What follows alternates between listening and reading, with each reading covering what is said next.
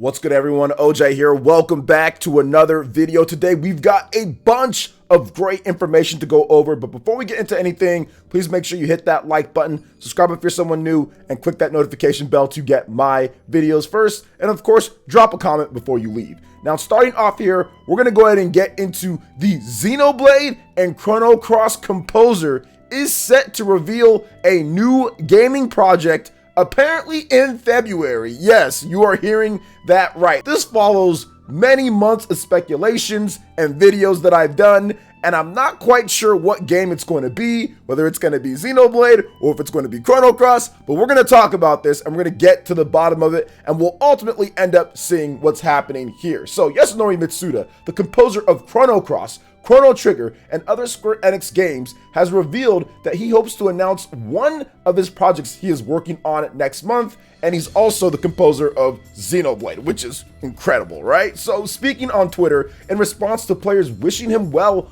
on his birthday, the composer wrote, "Thank you so much for your birthday messages. I'm sorry I couldn't reply to each person. This thank you will be returned to you in the artwork at least the earliest. If you are lucky, we will announce the first one next month, so please look forward to it." Now, while Mitsuda didn't hint towards what project that could be, anticipation of a potential Chrono Cross remake or remaster has been gaining somewhat momentum since the end of last year. Now, in October 2021, shoutouts to VGC, they reported that a musician had claimed to work on a big game set to be a remake of a classic PlayStation title. I covered that as well. You can check out that video on the channel for all of the information and details. There is a lot of, I would say, smoke.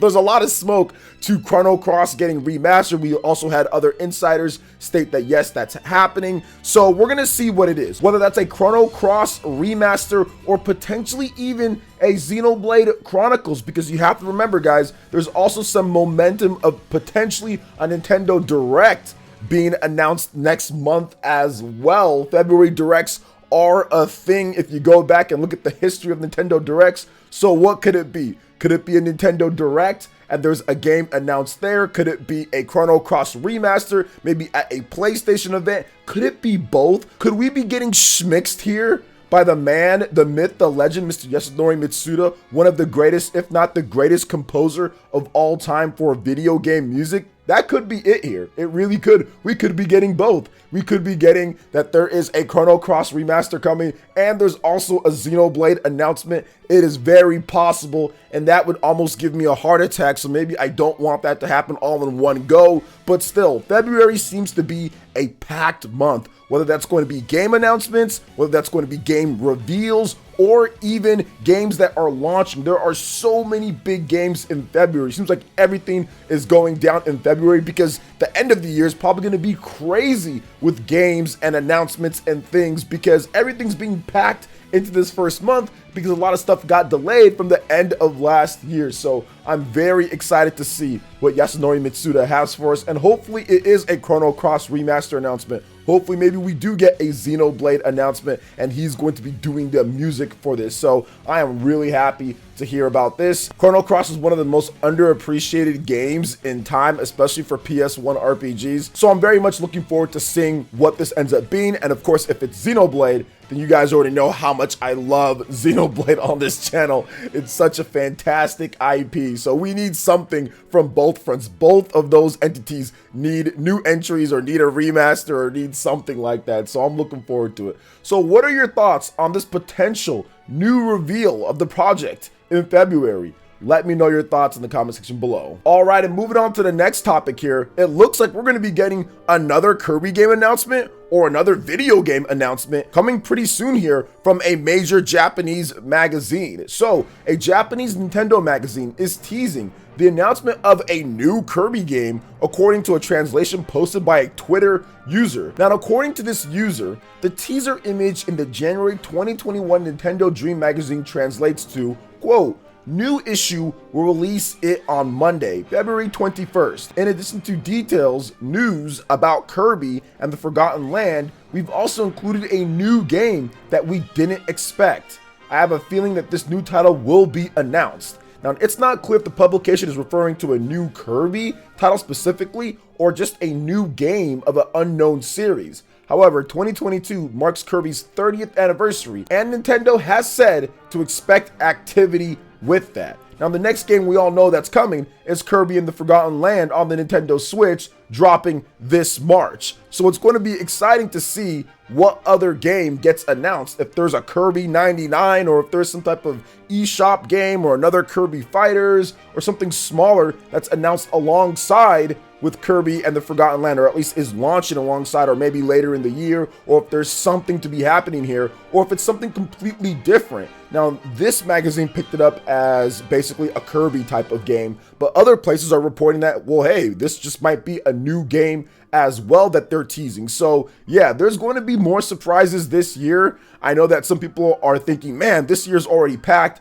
with Bayonetta and with The Legend of Zelda and with Pokemon and with Splatoon and with Kirby and with all the games that are coming out, Triangle Strategy. There's a lot, but there's definitely going to be more, because we have a whole second half that doesn't have many release dates or games to talk about outside of what's already been announced. And you know Nintendo's going to have directs, you know that they're going to have things to fill up those months, and all of the rumors are kind of pointing to, yes, Nintendo's going to be doing that. So it's going to be an exciting month, and we'll see what this new game ends up being on the Nintendo Switch. So what are your thoughts on this year with Kirby potentially getting another game announcement, and also it maybe even being something completely different? What do you think it's going to end up being? Let me know your thoughts in the comment section below. All right, and moving on to the next topic here, we've got some Pokemon Legends Arceus news. I am extremely excited for this game, and many felt that maybe this game wouldn't do so well because there isn't 2 copies of the game, or because of the graphics.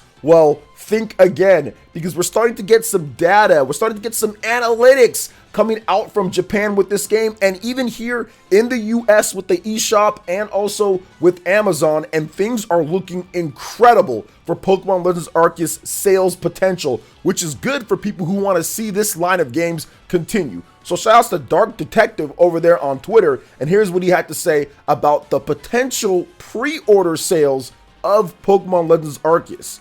Pokemon Legends Arceus pre-orders at the Japanese retail chain COMG have increased 21% in a single Sunday, from 486 to 589 units following leaks. COMG isn't representative of the full market, but 103 new pre-orders in one day is the most extreme movement I've ever seen here. Now, Dark Detective does take a look at these pre-order charts and everything, and this is kind of like a microcosm with the COMG charts of potentially what's going to happen, but it's not just there over at the COMG. If you look at the eShop sales charts, guess what game is #1 in the US so far? Yes, Pokemon Legends Arceus. If you look at Amazon, which takes retail and also has digital vouchers that they sell, guess what game is #1? Pokemon Legends Arceus, with the digital version being right there in the top 5 as well. So this game is going to have a huge launch, and there's, even with the pre-orders, looking like it's pre-ordering or it's tracking above what Pokemon Brilliant Diamond and Shining Pearl did, and we all know that that game sold about 6 million units in like a few days, or like the first week or so. So Pokemon Legends Arceus could do that, if not even better than that. So a lot of people were very skeptical about Pokemon Legends Arceus, which is understandable considering the Pokemon Company, Game Freak, kind of what happened, or maybe even based off of what they played before. But what you have to realize is that this is a completely different experience, and I also think that because of the leaks and because of what some people are seeing and what some people are saying, it's got a lot more people to actually go out there and legitimately buy the game because they like what they're seeing. They like the leaks that are going on. Obviously, Nintendo doesn't want to see that, right? You want to basically buy the game based off of your own promotion and marketing, but Nintendo's being very careful with this game. They're not showing much. They're not showing much at all. They haven't really talked about a lot of the other things. They're just giving you like a little basic outline of it, which definitely got people excited, and the game shot up to #1 on Amazon and was already doing well. But now with the leaks, I think that it's even made things bigger and better. People are like, okay, this is actually a really good game. Now, I haven't really been looking into the leaks too much myself. There's been some non-spoiler stuff that people have put out there on Twitter, and from what I've seen, this definitely looks like a great upgrade and something that's going to be a fantastic game. I am pretty much set thinking from what I've seen that this is going to be a great game and you guys are going to want to play it, and Pokemon fans are going to be happy with it, despite the graphics for some not being the best or as good as it could be. But I'm excited for people to get their hands on the game. I'm going to be playing the game for the first time here on the channel as well, so it's going to be exciting to talk about this. So what are your thoughts with Pokemon Legends Arceus and the pre-orders? What do you think this game is going to do day one in Japan? Let's hear your predictions. I'd love to hear what you guys have to say in the comment section below. All right, and moving on to some more Pokemon Legends Arceus news. For those that are looking to download the game, good news. It's very small. It's a very small game. Be it that the game isn't small itself, just the file size is small. There's plenty of game in there. So Pokemon Legends Arceus file size has been revealed. Now the Pokemon Company and developer Game Freak will be releasing Pokemon Legends Arceus this week for the Nintendo Switch, as many of you guys know. Now the Japanese Nintendo eShop page has revealed the file size to be 6 gigabytes. This is just below the 6.7 file size for Pokemon Brilliant Diamond and Shining Pearl. So very interesting to see that this game's actually smaller, but I do think that it makes sense because I think Pokemon Brilliant Diamond and Shining Pearl, there's a few things in that game when it comes to the post-game stuff, maybe some of the content in there compared to this, but still, very good to see that Pokemon Legends Arceus, the file size is pretty small, and if you look at it, all of the games that Nintendo's releasing with the first-party titles, or the two big ones that they do have, which is Pokemon Legends Arceus and also Kirby and the Forgotten Land, both of those games are tiny. Both of those games, like, you can get like under 10 gigabytes, I think, or no, it's actually like 11 or so gigabytes, because Kirby is like, I think 5 gigabytes plus or so, and then this one's 6.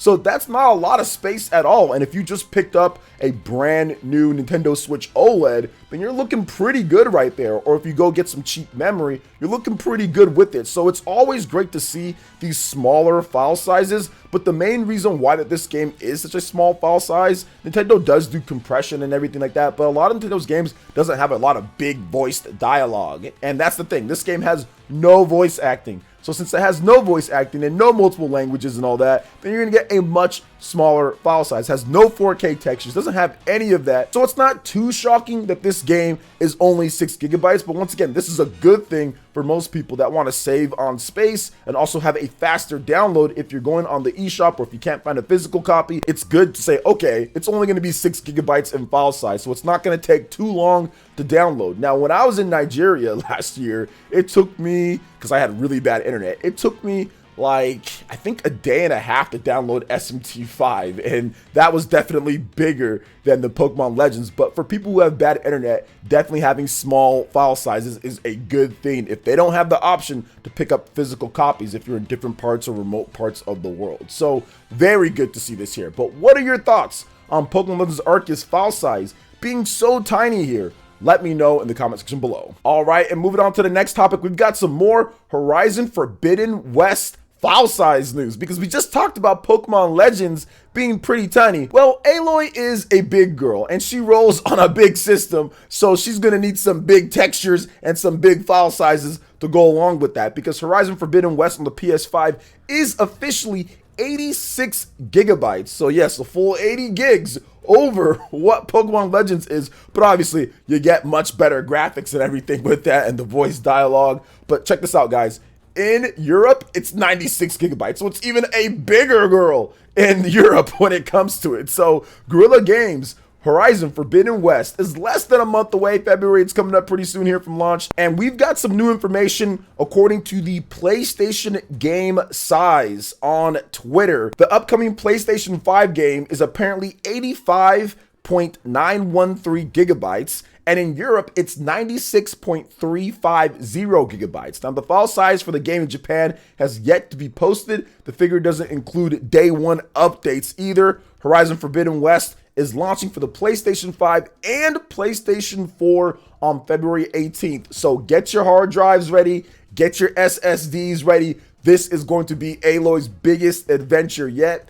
I've been playing through the previous Horizon Zero Dawn game with the DLC recently, and I've been enjoying myself. I've always liked Horizon Zero Dawn, but it plays even better on the PlayStation 5, so I'm really happy that I waited to do some of the things on there because it plays great. It looks great on there. The graphics and visuals are fantastic. The voice acting is a bit meh, but it's better than nothing. So I do like what they're doing with the Horizon Zero Dawn, the Horizon franchise. I think that the game is going to be a lot of fun. I'm looking forward to seeing how Horizon Forbidden West plays out with all the new mechanics and the upgraded melee attacking and the skill trees and what they're doing with the weapons in the game. I think it's going to be a blast to play through. And of course, that delay from last year to this year was a good idea, as the game is looking far more polished and better based off of that recent trailer that they dropped last week. So I'm looking forward to seeing what they have for us on the PlayStation 5 here. But PS4 owners, you guys can still get in on the action with Sony having a PS4 version. So I think that even if you can't get a PS5 right now, you can still pick it up on a PS4 Pro and have a great game, or even a PS4 Slim and still have a really good game, because the game does play great. That engine, it is really good even on PS4. You're not going to get a bad game.